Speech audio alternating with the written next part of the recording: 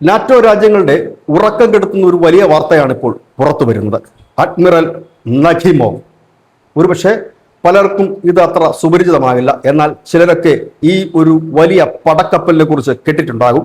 Admiral നഖിമോവ് 21,000 ton ഭാരമുള്ള ആണവ cruise മിസൈലുകൾ സജ്ജീകരിച്ചിട്ടുള്ള ഒരു വലിയ പടക്കപ്പൽ, ലോകത്തിലെ തന്നെ ഏറ്റവും വലിയ പടക്കപ്പൽ, ആണവോർജം കൊണ്ട് പ്രവർത്തിക്കുന്ന, ആണവ പ്രൊപ്പല്ലർ കൊണ്ട് പ്രവർത്തിക്കുന്ന ഒരു വലിയ പടക്കപ്പൽ. ഹൈപ്പർസോണിക് സിർക്കോൺ കാലിബർ മിസൈലുകൾ അടക്കം ആധുനിക രീതിയിലുള്ള എല്ലാവിധ സർവനാശം വിതയ്ക്കുന്ന ആയുധങ്ങളും സ്ഥാപിച്ചിട്ടുള്ള ഒരു പടക്കപ്പലാണ് റഷ്യയുടെ ഈ പറയുന്ന അഡ്മിറൽ നഖിമോവ്.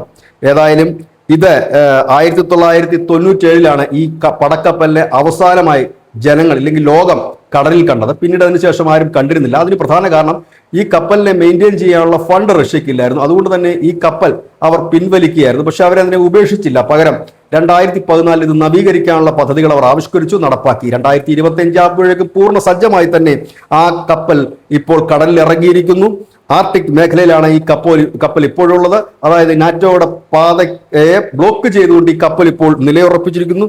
ലോകത്തിലെ തന്നെ ഏറ്റവും വലിയ യുദ്ധക്കപ്പൽ, സർവനാശം വിതയ്ക്കാൻ കഴിവുള്ള കപ്പൽ, 400 കിലോമീറ്റർ ദൈർഘ്യം വരുന്ന ഈ ആണവ പോർമുനകൾ ഘടിപ്പിച്ച മിസൈലുകൾ അടങ്ങിയ ഒരു കപ്പൽ, 20P700 ഗ്രാനൈറ്റ് ദീർഘദൂര മിസൈലുകൾ അടക്കം ഈ കപ്പലിലുണ്ട്. ഏതായാലും ഇപ്പോൾ നാറ്റോ രാജ്യങ്ങൾ റഷ്യക്കെതിരെ യുദ്ധത്തിന് ഒരുങ്ങുന്നു എന്ന് റഷ്യൻ വിദേശകാര്യ മന്ത്രാലയം ഇടയ്ക്കിടെ പറയുന്നതിനിടയിലാണ് ലോകത്തിന് മുഴുവൻ ഭയം വിതറിക്കൊണ്ട് നാറ്റോ രാജ്യങ്ങൾക്ക് സർവനാശം വേണമെങ്കിൽ വരുത്താൻ കഴിയുന്ന അവരുടെ ഏറ്റവും വലിയൊരു പടക്കപ്പൽ ഇപ്പോൾ കടലിൽ ഇറങ്ങിയിരിക്കുന്നത്. News desk news India Malayalam.